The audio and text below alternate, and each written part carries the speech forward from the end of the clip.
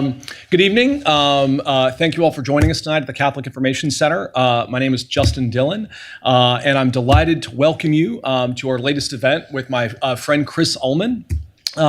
This event is the latest installment in our program, which is the Legal and Policy Professionals Program, which is exactly what it sounds like, trying to sort of give sort of legal and policy professionals in the district and surrounding areas, I suppose,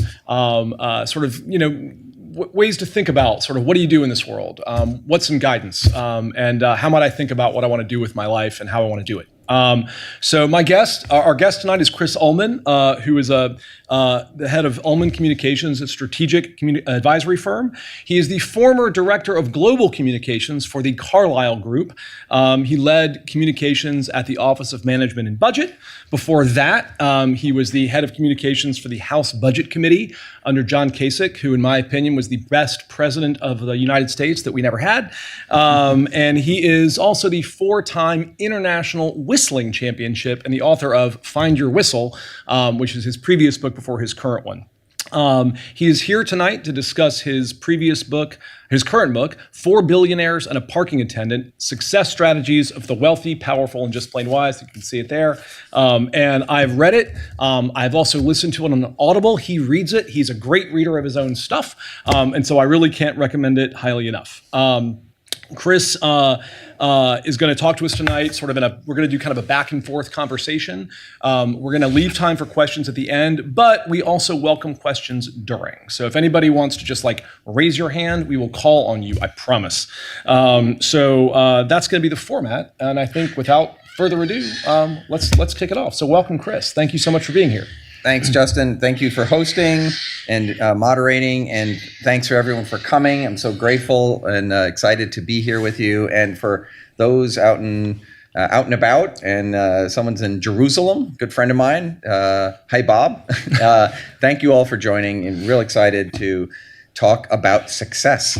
Okay, great. So, all right. So I'm going to start with the title of your book is Four Billionaires and a Parking Attendant, but based on the four billionaires and parking attendant that you've known. As I was reading it, I was thinking about the old Us Weekly thing. Celebrities, they're just like us. And so, is this sort of your effort at saying billionaires, they're just like us? What's the tell us about that. So the working title of the book was Rich People Have Feelings Too, which usually elicited a laugh from people. And so for 3 years or so, that is what I called the book. I ended up not calling it that because too many people said it was divisive, and a lot of people just don't like billionaires, so they would be disinclined to buy the book as a result. So I didn't want to cut out part of a potential audience.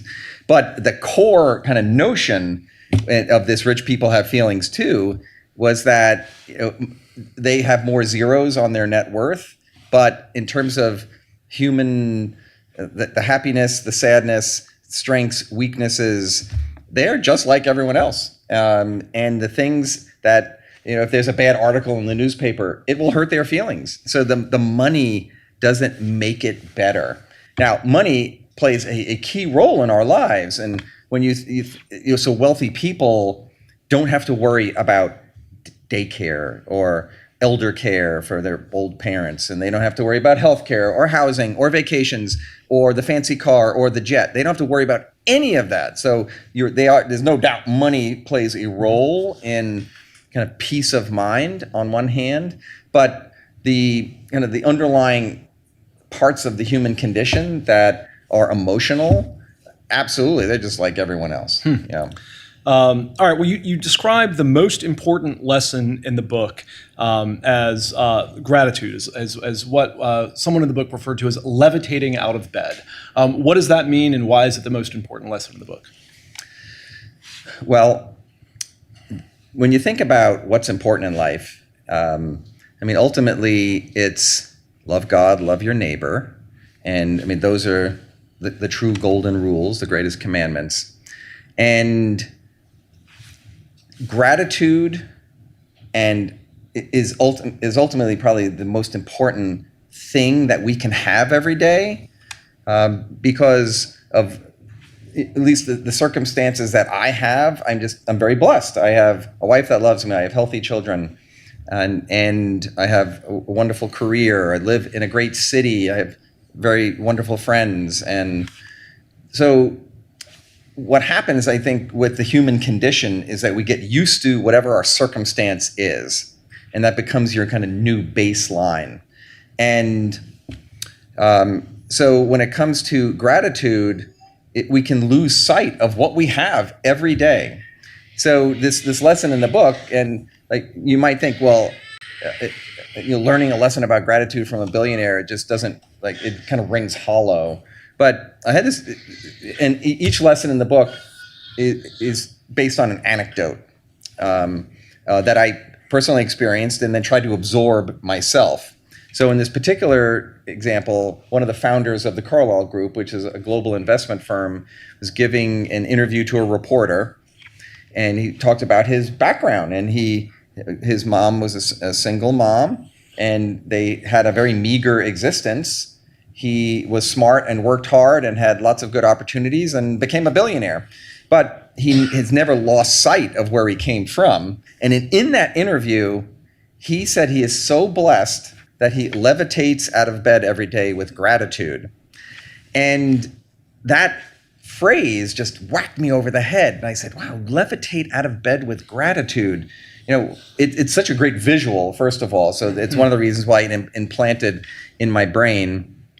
But ultimately, it's a reminder that we have to give thanks. We must be grateful for the things that we have. And so I have a little thought experiment in the book where I say, if you ran into Thomas Jefferson or anyone who lived several hundred years ago before all the modern conveniences and penicillin that we have today, and you said to this Thomas Jefferson, you say, hey, I want to tell you about my kitchen. I've got this box, and you open it and a light comes on.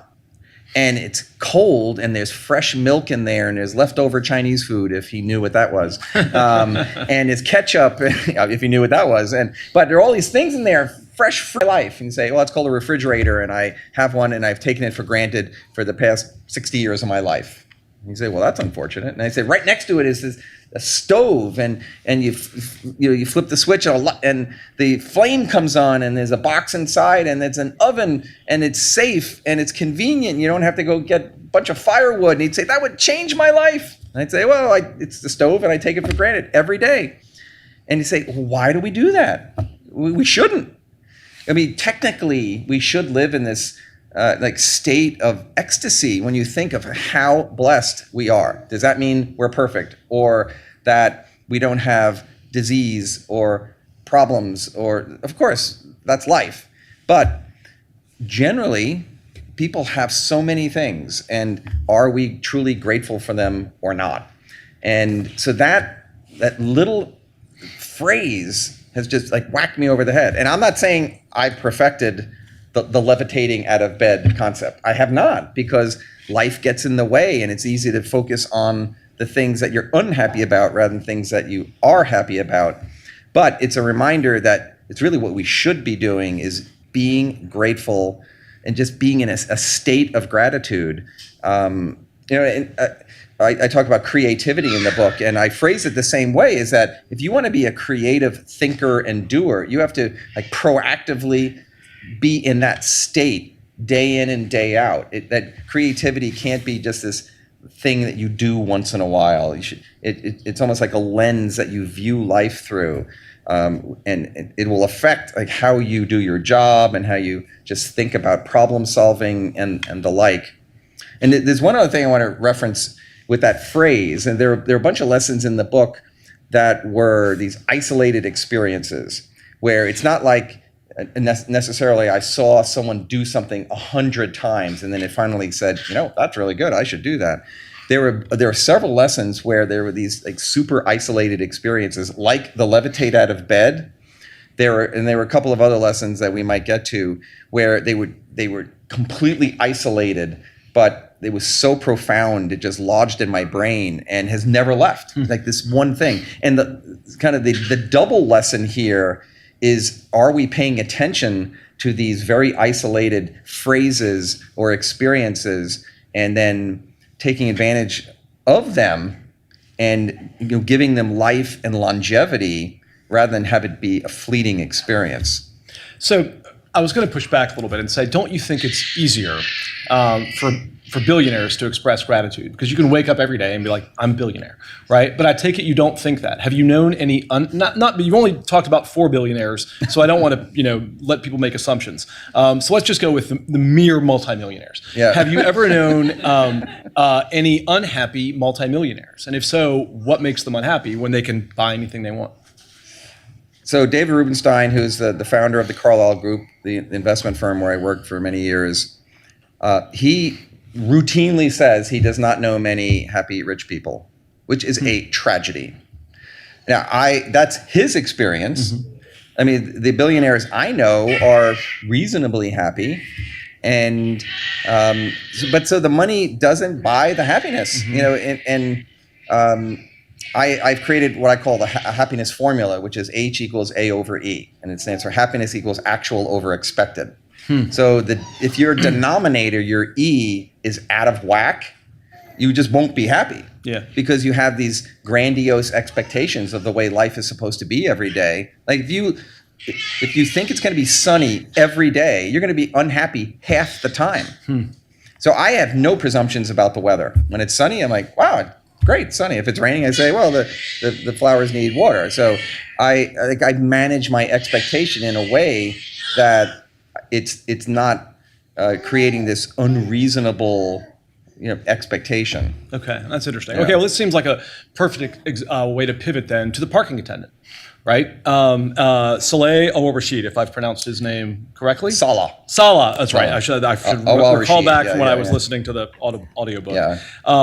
So I want you to talk about sort of his approach to gratitude, because I think that was clearly very meaningful to you. But before you do that, as I read that part of the book, I pictured the movie Trading Places, which people of a certain age will remember. And I thought, how does making friends with the parking attendant when you work at the Carlyle Group, how do you not risk sort of perceiving that as like, being the old guys from Trading Places and it's Eddie Murphy, right? And it just sort of can come across as this like, inauthentic thing and all of that, right? Like, how do you do it authentically? What made you do it? What made him respond in a way that was authentic, that you all became legitimately friends? And then, I'd love to talk about sort of why he made the book. So I love people. I just love human beings. I think they're fascinating creatures. And I mean, you could put me in a room with a nun and I'd have a great conversation, or a psycho killer and I would have a really interesting conversation. And I would prefer to chat with a nun, of course. So anyway, I'm just fascinated by humans and like, what's the story and where'd you come from? Why do you think the way you do? What do you think? And so when I meet people, I just love to ask questions and learn about them. Yeah. So at Carlyle, it's based at 10th and Pennsylvania, right northwest, right between the White House and the Capitol. And so I worked there 18 years, but the last 4, Salah was in my area where I parked my car, where he parked my car. So I'd pull in every day and he would park my car, but he was always happy. And I pull up and he's, Mr. Chris, how are you? He was an immigrant from Ethiopia. And so we just chat. I'm fine, how are you? And how was your weekend? So it starts with kind of the normal ways that people communicate, typically fleeting and superficial. But then you say... But you got beyond that, clearly. Yeah, and it's like by asking questions. One time he's Muslim, so I saw him, I actually bumped into him while he was praying. And I was like, oh, I'm sorry. And he's, no, don't worry. And then, so I asked him about his faith. And then I'd say, well, where are you from? And so I'm from Ethiopia. Oh, wow. And he said, I want to be an American citizen someday. And so if you look for, we always look for commonality, which is why people say, what do you do? Because as soon as someone says, oh, I'm a lawyer. Oh, I'm a lawyer too. So you instantly have a bond. Now, I'm not a Muslim, but I'm curious about it. I'm not from Ethiopia, but I'm fascinated by immigrants, that people leave their homeland and come here and forsake their nationality, at least their allegiance to another government, but they still bring their history and traditions with them. And I'm fascinated by that, so I can learn from it. And so we just got to be friends, just talk. And when he became an American citizen, I took my daughters to his naturalization ceremony. And if you've never been to one, you must go. They are amazing. To see a group of people whose skin color alone spans the rainbow, and different nationalities and ethnicities and religions and languages, all saying, "I want to be an American." It is a precious, incredible experience that I highly encourage people to go see. So then, when I was writing the book, I spent a lot of time thinking about who are the people that I've learned from, and there were many bigwigs, from the founders of Carlyle. Lou Gerstner, so some of the older people in the audience will know his name. He was probably one of the greatest CEOs of the 20th century. He ran IBM and saved it from dissolution in the 90s. He worked at Carlyle, and I met many of these people at Carlyle. Adina Friedman, who is one of the top female CEOs in the world today, worked at Carlyle. She's now CEO of NASDAQ. So I got to work firsthand with these people and observe them and say, "Oh, I see how they're doing it. Maybe I can do that too." And then each of the lessons is an anecdote with explaining how I learned it and then how it applied to me, and then asking questions of the reader to say, how might this apply to you? And you're just trying to stir discussion in your own brain. And so ultimately, the way he got in the book was that he earned his way in, is that while gratitude is probably the top lesson, trying to be happy and is right up there, because I think happiness is really is related. Perhaps it's the opposite side of the coin of gratitude, whereas if you are grateful for your gifts, the odds are you will have a happier demeanor, happier outlook, and that's him. It's amazing. I got an email from just the other day inviting us to his home for dinner. So after Ramadan, we're going to go and have some Ethiopian food, which will be really, I've had it once in my life. So that's great. And this will be a good experience. And when I interviewed him for the book, and I said, "Why are you happy?" Because the garage is either hot in the summer or cold in the winter, and it's always kind of dim. And he said, "It's my faith. My faith tells me to love life and to love people." And then he says in here to even love pets. I'm like, that's great. And I was very fascinated by the juxtaposition between someone who's a lower income to a billionaire. So you have that juxtaposition, but then you have literally the basement, and that's dark and cold or hot, and then you go up 3 floors to where all the billionaires have offices, and maybe they're happy, maybe they're not, maybe they're tortured souls, but the guy down there is happy. And I say, wow, because you have to choose to be happy. And I think whether you're Catholic or not, and this is certainly something that Bishop Barron says, is that, and I'm equating happiness to love here, is that love is not a feeling, it is a choice. Bishop Barron says it all the time, and I completely embrace that. To truly love someone is a choice, and to be happy is a choice. And that you can, that the whole notion of looking on the bright side. I mean, there's truth to that. So, okay, so sort of in a related matter of sort of noticing the people around you and paying attention to the people as people. I think my favorite story, my favorite anecdote from the whole book was about Bill Conway, who was the co-founder of Carlyle, the co-CEO, the co-chairman of the board, and it's about his walk from this office at Carlyle, surrounded by more money than anyone in this room I think will ever see, to Mass at St. Patrick's at I think 10th and F, and sort of what he learned along that walk and how that kind of changed him and then changed you when he talked about it. Can you tell that story?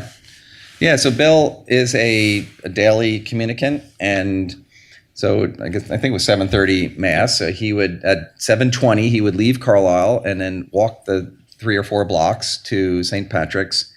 And he used to talk to his friends along the way. And the way I phrase it in the book is that who knew that Bill's billionaire friends were hanging out on 10th Street between Pennsylvania and F? Well, they weren't. They were homeless men for the most part. And at first, Bill was scared of them, because our society teaches us that they're dirty and scary and dangerous, and you should avoid them. And Bill did that. He avoided them because he was scared. They could stab him. They could do whatever to him. But one day he stopped and talked to a man named Lorenzo and found out his name. So instantly you have a humanization taking place. It's not just a homeless person. This is Lorenzo, who happens to be homeless. And Bill gave him $20. And then the next day he sees him again. Hi, Lorenzo, how are you? So they got to be acquainted. Were they friends? Effectively casual friends. And eventually Bill says, this is not good, that between this place where the billionaires work and the church, there are a bunch of homeless people. Why don't we do something about that? So he did some research and found a group called SOME. I'm sure most people here have heard of it, So Others Might Eat, and gave them $1,000. Now you might think for a billionaire, that's chicken feed. It is. Well, not long afterwards, he gave them 10 million. So that's pretty cool. And it's given them a lot more than that.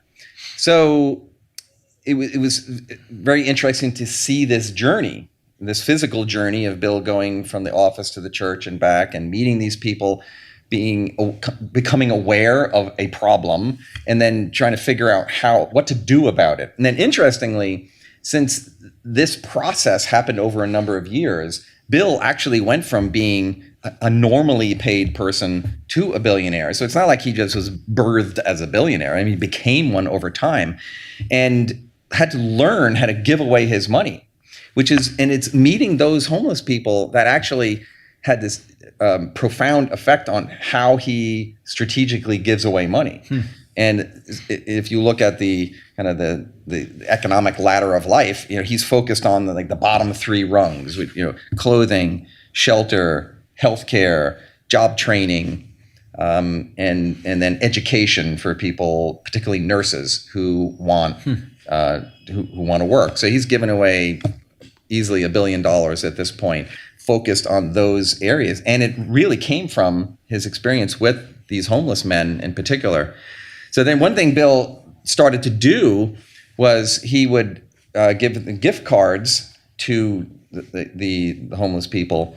And then he started roaming the halls of Carlisle with literally hundreds of, at that time, Dunkin' Donuts gift cards. Carlisle actually owned Dunkin' Donuts at that point. And he would knock on your door with this big box and say, if you promise to give these to homeless people, I'll give you as many as you want. And they were $5 or $10 each. And I'd say, wow, that means you have to look at them and touch them and talk to them. And I'd say, okay, I'll try it. And to this day, it's been years since I left, but I still carry them with me. Actually, I gave one away in New York City this morning, which is why I don't have one in my wallet at this moment. But it is important. I now have a list of homeless people, their names, and when I'm praying after receiving communion, I'm Catholic, I take out my phone. People probably think I'm checking, ESPN, but I'm looking at my list of homeless people. I'm praying for these people that I've met over time. And that's because of the billionaire who is a devout Catholic who wants to give back and try to do it in a very strategic way. Okay, well, so that leads to my next question, which is, I think the advice in the book that most HR departments would say, this is terrible advice.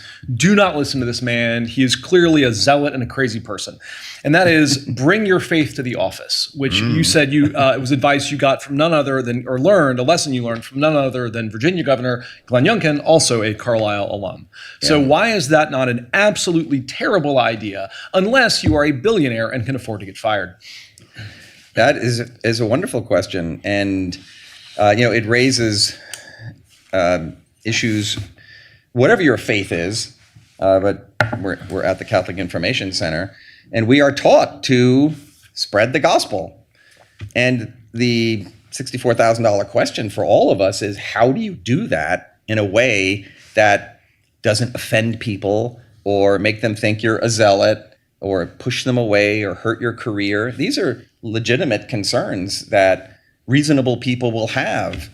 And so my experience with Glenn, so Glenn worked at Carlisle for 25 years. and then when he retired, he ran for office and now our governor in Virginia.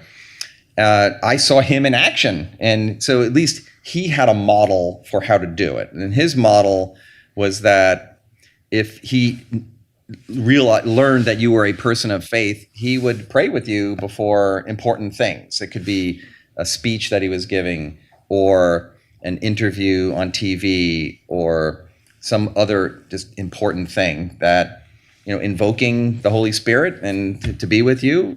How cool is that? Like, how often do you do that at work? It would actually be very valuable to do that. And so I saw him do it.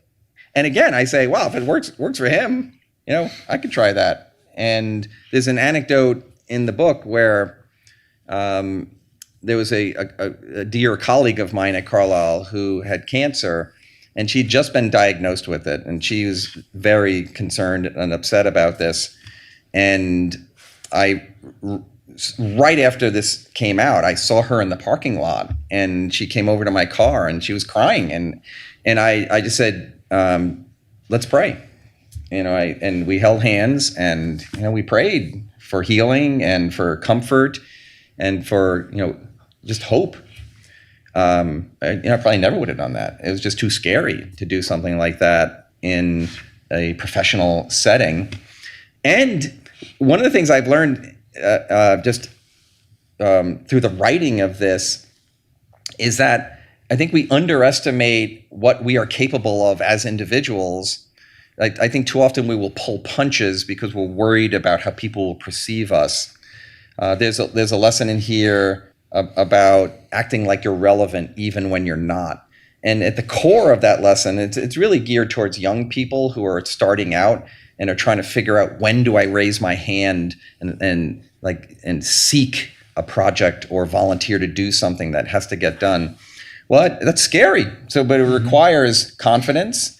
And one of the themes in the book is that don't underestimate how people will react. They will often react positively to you stepping out, like being in the game like that. And this concept of, there's another lesson called Hang Around the Hoop, which is all about being in the game. And it's about it's about both your physical positioning, as if you're waiting for the rebound in a basketball game, because people who get the rebound are ready for it. Their knees are bent, their eyes are twitchy, their hands are ready, and they're the ones who get the rebound. And that's if you have that mindset for making the most of life, then that is that's what hanging around the hoop is all about. That's what about being in the game is all about. That is what about loving your neighbor is all about. Are you leaning back, checking your texts, waiting for life to happen,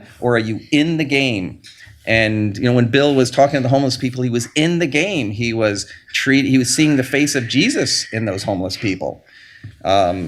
So that's a big message in here, is can you really get in the game and take the risks and develop your confidence to be your best, because that's really what the book is all about.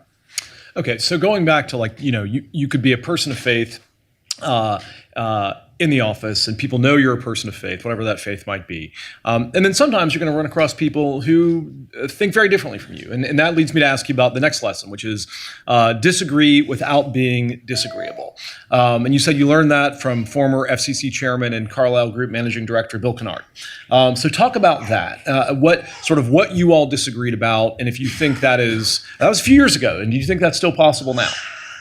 Especially in DC, in our hyper-polarized environment. Yeah. So Carlisle is an investment firm. You go there to make money for your investors. You don't go there to talk about public policy. However, I came from a public policy background. I worked on Capitol Hill, worked in the White House Budget Office, at the Securities and Exchange Commission. So I really care about public policy. But I happen to be doing communications at this investment firm. And then Bill came from a policy background too. He's chairman of the FCC.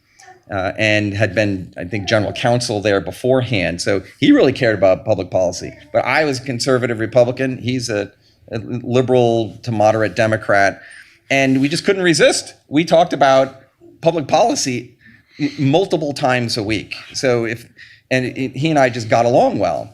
And So we'd find ourselves, if there was a vote on this controversial thing or Black Lives Matters happening, we just talk about it. And so what I found was in the kind of the front end of our discussions, it was a debate. I wanted to win the debate. And Bill, who is older, more seasoned, was better at getting at the underlying issues without worrying about winning or not, which I think is really the way to be, right, Bob? Okay, about building bridges, which, and so Bill really helped me figure out how to disagree without being disagreeable. There's a very powerful anecdote in here where there were some election reforms in Georgia that took place after, I guess this was the 2016 election. And so conservatives kind of tightened things up. And I don't want to debate it at this point, but conservatives said, voter integrity matters, therefore we're doing these things. Liberals, Democrats, said, you are hurting black people. You don't want people to vote. Jim Crow 2.0. Yes, they actually called it Jim Crow 2.0. So Bill and I, so Georgia's in the midst of this very tense debate over these election reforms. Bill and I have breakfast, and my family was there too, my wife and children. And Bill and I are just going at it, respectfully, but we're going at it. And he said, this is Jim Crow 2.0. And I said, that is just patently offensive. And so we went back and forth on this. But 2 ears, one mouth. The goal was to try to listen to what is the other person saying. So at one point, Bill said, well, let me just give you a very tangible example of why black people are unhappy with this. And I said, all right. And he said that there was a provision that said you can't vote on Sundays. Now, a Republican says, oh, it's about voter integrity. And Bill says, no. Traditionally, black churches will go to their service on Sunday and then they'll go vote. And now you're telling them they can't. And I said, wow, you're right. That really makes a lot of sense. And because I had a spirit of openness and I wanted to be logical about it. And too often in this town, in Washington, I've been here 37 years, is people, want to be right. And they're very uninterested in the details and the facts. They're more focused on ideology, and so when someone makes a compelling case like that, I'm going to be open to it. And then he used to say to me regularly, he said, "I wish you were a Democrat. We need more people like you." I'd say, "I wish you were a Republican." Yeah, I feel you. I think sometimes it's hard to be your Democrat friend's favorite Republican, right? Yeah, a lot of pressure. that's right. Yeah. Then you start, maybe I'm not hardcore enough. Yeah, right. But loved. Bill's an amazing man. He's now chairman of AT&T, doing all sorts of interesting things, and so I have a debt of gratitude owed to him just to help me be a better listener, and in a contentious situation, how to be able to express how I feel, but to be truly open to what the person is saying. Okay, and so a related lesson is what you refer to as enemy today, friend tomorrow. Now, Bill was never your enemy, but it's sort of talking about how to engage with people in a way that even if you're opposed to them or you think that they're opposed to you, you don't sort of meet every action with an equal and opposite reaction. And you learned that from Arthur Levitt. So can you tell us about that? Yeah. So Arthur was the longest serving SEC chairman, Securities and Exchange Commission. I worked for him the last 4 years of his 8-year tenure during the Clinton administration. And Arthur's very kind of a traditional Democrat, almost like kind of patrician, serious, and the like. And very open to new ideas, and very focused on how do I get from here to here with as straight a line as possible. And that's another theme in the book, is not letting impediments deter you from your goal. So Arthur, literally the day I started, plops this big PR problem in my lap and says, Business Week is on the phone, and they are writing a story that says, abused my official travel budget as SEC chairman. And that is a very serious allegation against a government official. And we believed it was completely false. So we engaged vigorously with the reporter, and as I like to say, made a bad story a little less bad. It was still bad.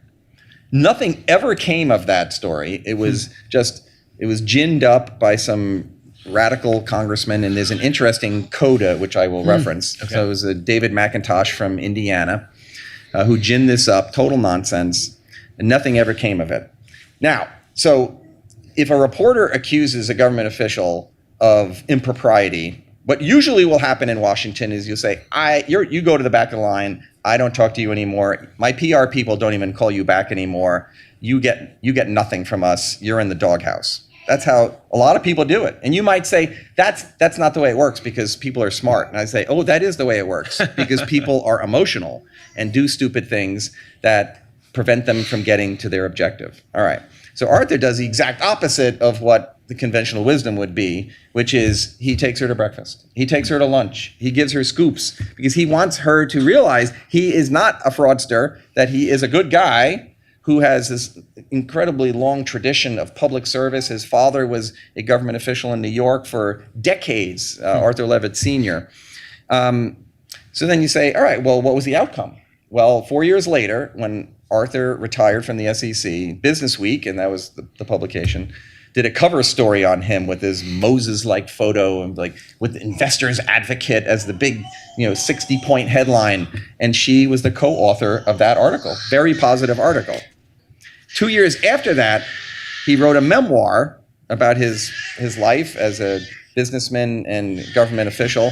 She co-wrote the book. Amazing. And it was an amazing book. So turning an enemy into a friend, and at the core, and again, another thematic in the book is about humanizing. So much about life is dehumanization, is that if you can remove the name or add the name, in the case of the homeless people, or if you treat people in an unhuman way, it's much easier to abuse them. But once you put a name to it, once you humanize the situation, you will have love for them, respect for them, get along better with them, get more stuff done, and the like. So that's at its core is, Arthur treated her with respect. There's no doubt he was a salesman, but he was authentic, and it paid off. We got. Because if we had just fought with her for 4 years, we just would have had bad coverage from Business Week for 4 years. And so instead we had the exact opposite. We had thoughtful, objective coverage because we fully engaged and because Arthur really treated her with respect and...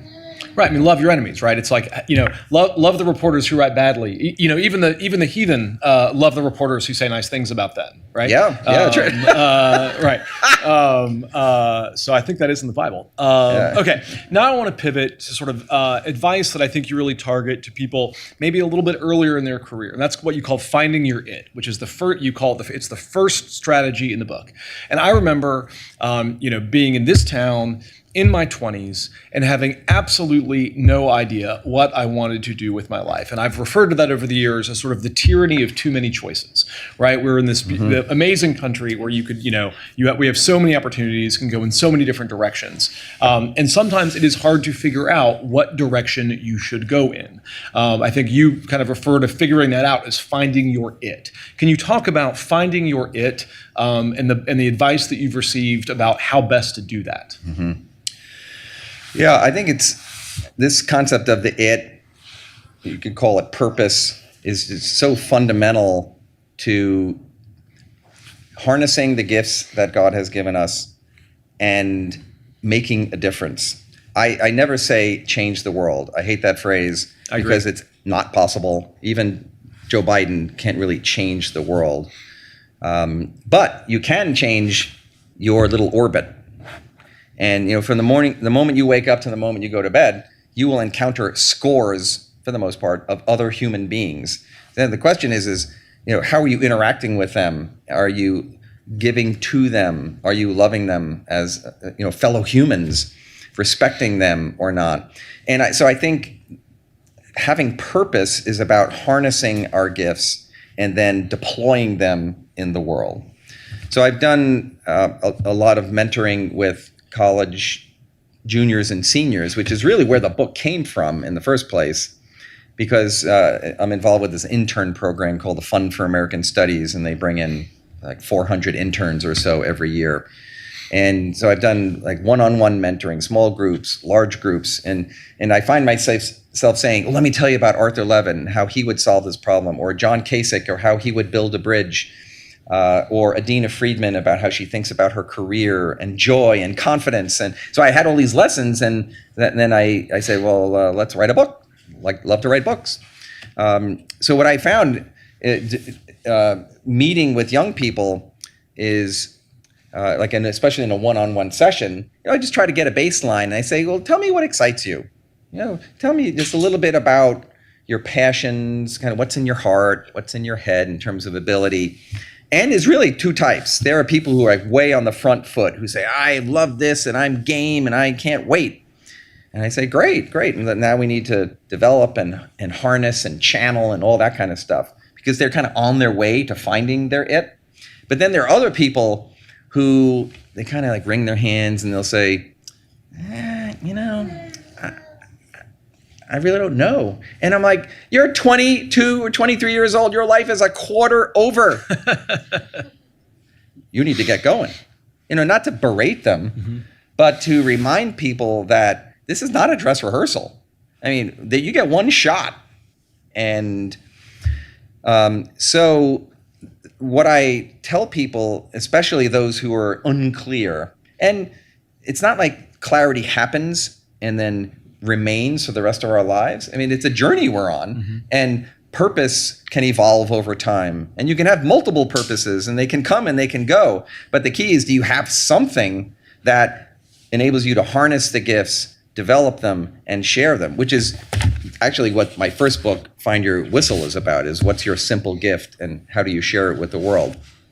So I try to get young people to really think through their heart and their head, so their interest and their ability, so that they will be able to develop those skills and then apply them in ways that will make some material difference, both in their lives, because you do have to have a job and take care of yourself, but the duty of affecting the people around you. So one of the things you say, and you learned this from the person you just mentioned, Adina Friedman, is pursue what you want. Right? And as someone who took a fancy sounding job, which was my first job off my clerkship after law school, was there for a year and a half and hated it so much that I would literally, and this is true, I would sit at my desk wishing that I got cancer, because at least that would be a change, so that I made a change. But I didn't pursue what I wanted. I pursued what I thought people would sort of go, ooh, that's a cool job, or that would be, fancy sounding, or all the terrible things that you sort of learn when you've kind of been kicking around in this world for a while. So talk about what Adina Friedman taught you about how to pursue what you want and how she did that. Yeah, Adina was Carlisle's chief financial officer for 3 or 4 years or so, and like a super nice person, but a very strong leader with vision, ability to communicate, and the like. And she's just nice to be around. When she left the firm, I was just sad, because I like being around leaders who have vision and are nice human beings. So there's that, and then I would pivot to this young lady who I was mentoring a number of years ago, and she was trying to figure out, do I go to Washington post-college or stay in Brooklyn? So her family lived in Brooklyn, New York.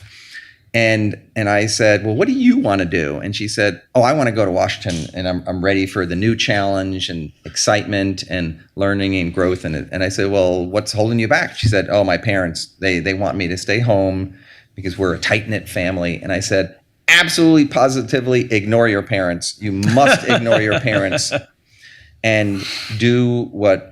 That doesn't mean they don't have some wisdom, but there's a lesson in here from Dave Rubenstein that says ignore your parents, because too often it's what they want and not necessarily what you want. So coming up, and this also intersects with purpose, as I'm here and I want to be there. So now we'll come back to Adina. So Adina was just very strategic in the way she thought about her career. And I juxtaposed that with me, where I was very tactical. So Adina, when she was in her early, like say mid-20s, and she's now in her early to mid-50s, said, I want to be a CEO of something someday. Like, to think that in your 20s, and I'm like, wow, that's pretty impressive. And so she said, I'm here and I want to be there. And it's a long way. It's 30 years or close to 30 years. But how do I strategically think about the skills I have and the skills I need to learn? The types of jobs I have that will lend themselves to executive leadership versus the back office.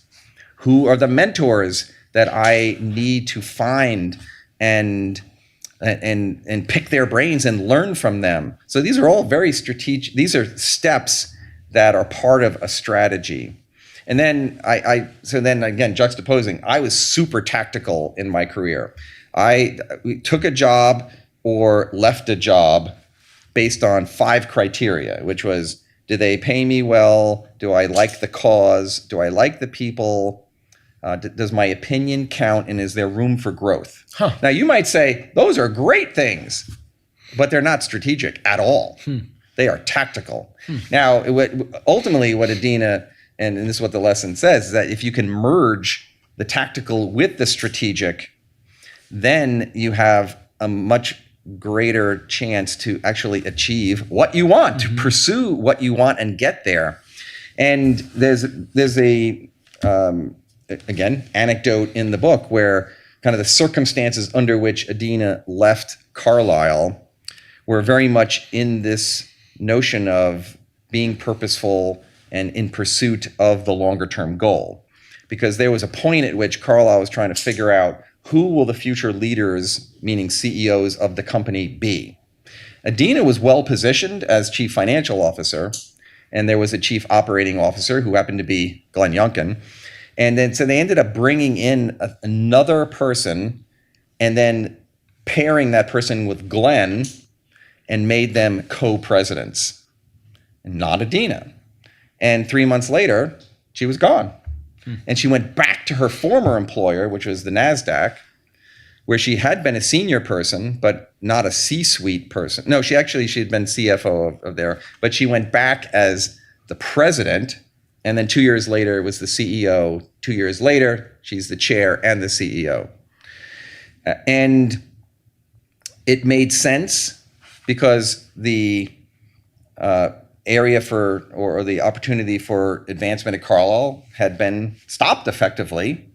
And she had done what she could do. She took us public as a company and saw this opportunity and said, I want that. I'm going back to where I worked because I now can be in the C-suite as the president and with the prospect of becoming the CEO.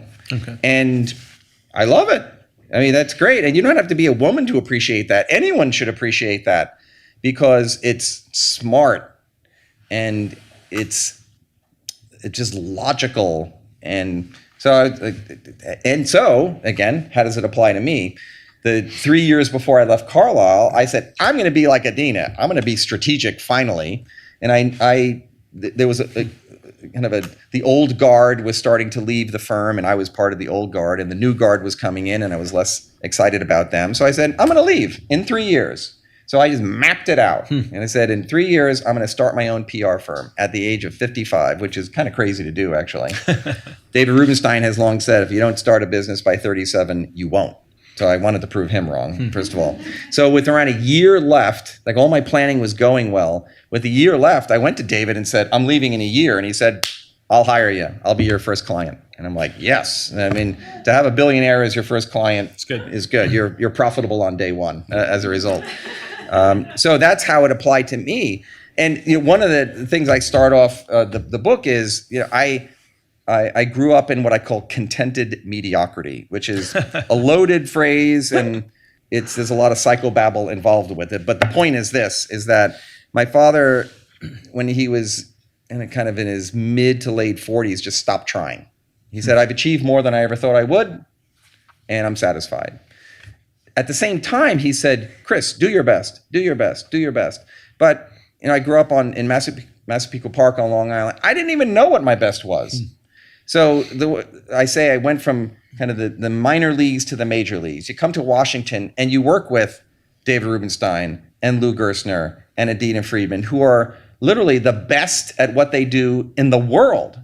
And you either sink or swim. And if you pay attention and see how these people succeed and say, well, they can do it. It's not that complicated. It's about humility and discipline, and almost like pattern recognition. You just keep doing it. And it's not to be a billionaire. It's just to be my best. Finally fulfill what my father said. And I'm still not there because I am a sinner and I'm a human. But it's the journey, and I feel like I'm making progress. All right, last question, and we'll see if we have time for questions. I want to sort of finish fittingly with advice from David Rubenstein: sprint to the finish. And I think that is particularly applicable in the season of Lent, right? As we are reminded at the beginning of it, from dust you are and to dust you shall return. And the finish that David Rubenstein is talking about is, of course, death. And so the idea that you should sort of, sprint to the finish is pretty remarkable advice. So let's end there with at least my questions and talk about that advice. Yeah, so David, I've worked with him for 23 years now, and he is the busiest human on the planet. And that might sound like hyperbole, but it is not. He's the chairman of 6 major institutions: the University of Chicago, the Kennedy Center, the National Gallery of Art, the Economic Club of Washington, he's now just bought the Orioles. I mean, it is, and that's on top of 5 books that he's written in the past 6 years. Documentary series. It's Iconic America. He's got 2 shows on Bloomberg. He's got a podcast. It is off the scale, shocking. The guy never sleeps. So he coined this phrase of sprinting to the finish. So people say, you want to hasten your death? He's like, no, I don't want to hasten my death. I want to live as long as I can. But he said, you don't know when the brain or the body is going to give out. So if you have purpose and you have gifts and you have resources, he is a billionaire, you can do an amazing amount of things. And so what's cool about him is he'll just think up something. He came in my office one day and said, hey, what do you think about a history series about America and on PBS? And I said, wow, that would be interesting. And took 4 years, but we had a primetime 8-part series called Iconic America, which I highly encourage people to watch. It's really wonderful. But it's, someone who is slowing down is going to say, I don't want to work that hard. I'm just going to make my billions and not have to actually do this hard new stuff. Mm-hmm. So to be around someone who appreciates his own gifts, has the resources, has the passion, it's just inspiring. I mean, after I wrote this book, I already came up with a new project. My wife's like, no. She said, sell this book. Just be done with this one. Actually, keep selling that one. And, she is watching. So, and she was right. She was right. No. So I do have a new project, but I haven't really started it yet. And the way my brain works is I come up with an idea, and then I talk to a lot of people about it, get lots of good suggestions, and then execute on it. But I'm having a ton of fun with this book. And, again, it's not a dress rehearsal. I think I coined a phrase with my children. It's called, don't deny the world your wonderment. And because and especially when I'm dealing with young people, it's you against the world. And those are bad odds if you think about it just that way. But if you think about it as, I have gifts, I am a child of God, and I am not going to change the world. I'm just going to worry about my own little space, my own little corner of the world right now. Maybe your corner will get bigger. I'm not against having a bigger impact, but I encourage people to don't forget the impact you can make with the people right around you. And so that's the David philosophy. And I encourage everyone, if any of you here today have something you've always wanted to do, take that first step. Do it. That doesn't mean you have to do it tomorrow in terms of accomplishing it, but start. Harness those gifts, find that purpose, touch the lives and the hearts of the people around you. And it is really at the core of our faith to love God and to love your neighbor. That's great. I think we have time for a couple questions. If anybody has questions, they might not shut the stream down. Does anybody have questions? You can make statements also if you want. Yeah, please. Well, this has been great. So Yeah. 6 months old for the record, but comment. Your comments reminded me of something that's been helpful to me, a piece of wisdom in my 30s, which is thinking about everyone sort of growing, no matter which stage you're at, which is that everyone actually is making it up as they go along. No one has seen exactly this thing before, and maybe you mentioned pattern recognition, and maybe if there's too much pattern recognition, you're not growing anymore, right? So like everyone's figuring it out, no matter whether you're the senior partner of the Carlisle or entering in. My question was sort of thinking about lamenting a time when there was on the negative side. I was curious, especially on your first theme on Thanksgiving and gratitude. What does it look like in your experience if that's missing for someone who's made it? I mean, like what are the consequences for not having gratitude? I think it has a big impact on how you spend your time and your money, especially if you are very wealthy. And now I love the way David spends his money. Yes, he has a jet, which he's on all the time to get places. But other than that, he lives a kind of almost ascetic type life. And he's just said, I'm going to give it all away. And I think people who aren't grateful or kind of will, as a result, take for granted where this kind of exalted state they're in and not harness it the way they should. The way, at least I, as a Christian, believe you have a societal duty and a religious compulsion to give back in that way. So I think that's a big part of it is, and again, if someone wants to buy fancy paintings and put them in their living room, I'm not opposed to that. But if that's the bulk of what they're doing, then I think they're totally missing out on it. And so I think gratitude keeps us humble also. And I think people who are overtly unhumble are probably not particularly grateful people, because gratitude, I think, helps put things in perspective and reminds us that, as Justin said, you are dust and to dust you shall return. And it's just good to remember that. So, yeah. Yes. Talk a little bit more about cohort or friendships, community, where they say we're the average of our 5 closest friends. And a lot of these stories have been about how do I think, how do I look at the world, what do I do? But and in the context of your contented mediocrity and the activity of some of these people, I can see where if I'm surrounded by one type of person, I'm going to be more like that. I'm going to strive to reach for the stars. Or if I'm surrounded by people who are tired, I'm going to be like, oh, that's too much stuff. Wow. Yeah, I don't know if everyone on the live stream can hear it, but ultimately the question is to what extent do the cohort of people you socialize with impact kind of your life outlook, and whether you're... How do you choose them? And how do you choose? Wow. I think this is a question for Dr. Laura. I don't know if anyone's a Dr. Laura fan, but I listen to her a lot. I mean, ultimately, you've got to choose the right people. Yeah. And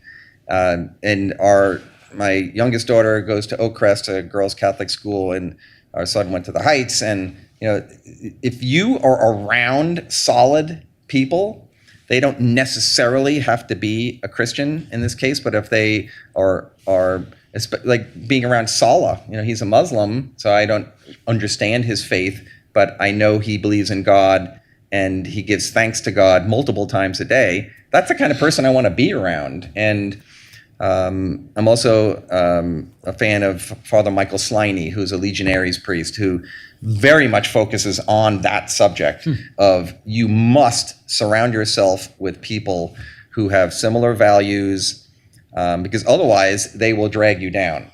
And that has to do with moral behavior. It has to do with your, as well as your life outlook, just in general. It's sometimes you have to say goodbye to people who are not lifting you up.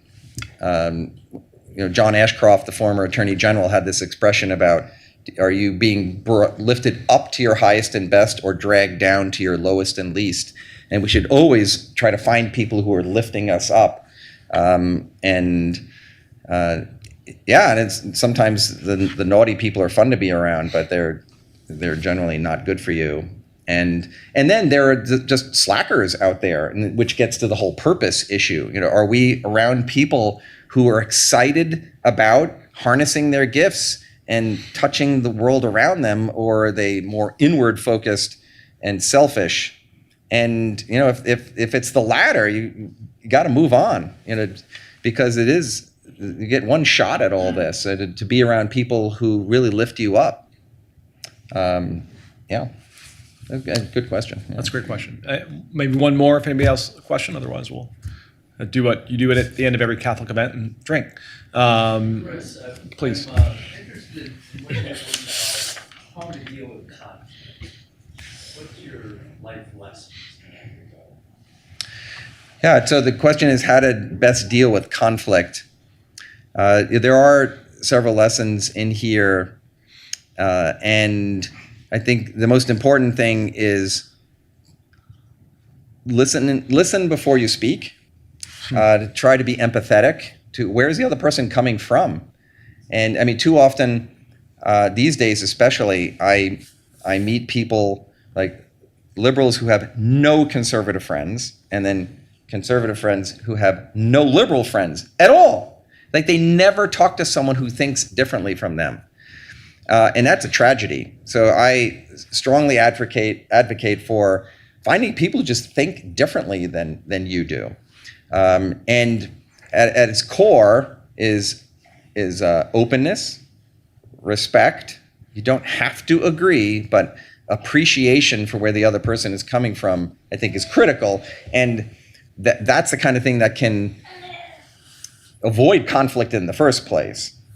So there's a lesson here about Arthur Levitt, the SEC chairman, who was a Democrat, and he had to work with Phil Gramm, who was the Senate Budget Committee chairman, and had a big impact on what the SEC budget would be, for example, and other regulatory undertakings. So Arthur met him for the first time and walks in Graham's office and sees a picture of a Labrador retriever on Graham's desk and said, "Hey, is that your dog?" And he said, "That's my dog." And Arthur says, "I love Labrador retrievers." So they spent, half an hour or however long it was in that first meeting talking about their love of dogs before they ever talked about the SEC budget. So finding that link, which is about observing, listening, respect, appreciation, commonality, wherever you can find it, actually served as the foundation for their next 6 years together when they had to interact with each other. And Levitt became the mentor of Graham's son. They are very close to this day. And when I wrote the book, I got in touch with Graham, and he said, "I was locked, Arthur." He's from Texas, has a good Texas accent. So I think if we can focus on these underlying principles, the goal, of course, is to avoid conflict in the first place. But if there is conflict, being able to have the state of mind to step back and de-escalate and start asking questions. Why? Before you start saying things and expressing your view. This kind of thought experiment I have is that if you're on two kids on a college campus, say a white guy and a black woman, and the black woman is wearing a Black Lives Matter t-shirt and she's walking towards you, what do you say to her? Well, you could say, "White lives matter and blue lives matter and all lives matter." Or you could say, "You're right, because by definition, Black lives matter." And then you could say, "Tell me your story." And before you make any comments or express any opinions, and you might actually learn something. And I have a friend a female who's a lesbian, and we go to lunch, and I say, "What's it like to be a lesbian? What's it like to be married to a woman? How do you feel about transgender rights?" Like, how am I going to learn this otherwise? Because if you just listen to Fox News, you're not going to learn that. But you actually have to go talk to someone. And she's a dear friend who happens to be a lesbian. And I've learned a lot from her. And I'm probably her only conservative friend. And she's learned a lot from me. And it's been amazing. That's great. Speaking of amazing, Chris, your book is amazing. You are amazing. Thank you so much for this. Thank you, everyone, for being here. Thank you, Bob from Jerusalem, for being here. Yes.